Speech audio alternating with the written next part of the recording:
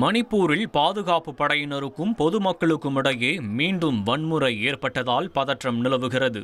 மணிப்பூரில் குடியரசுத் தலைவர் ஆட்சி விலக்கிக் கொள்ளப்பட்டு புதிய அரசு அமைந்துள்ளது. அதில் துணை முதலமைச்சர்களாக நெம்சா கிப்கேன் மற்றும் லோசி டிகோ ஆகியோர் பதவியேற்றதற்கு எதிராக பொதுமக்கள் சாலையில் டயரை கொளுத்தி போராட்டத்தில் ஈடுபட்டனர்.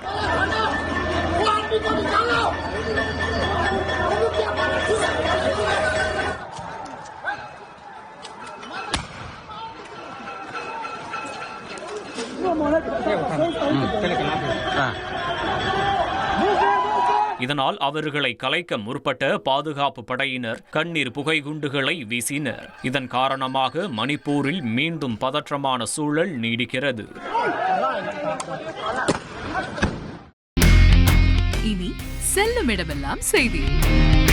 தந்தி டிவியின் வாட்ஸ்அப் சேனலை ஃபாலோ பண்ணினா செல்லருக்கும் இடமெல்லாம் செய்தி. இதோ QR கோட் இப்பவே ஸ்கேன் பண்ணுங்க, ஃபாலோ பண்ணுங்க.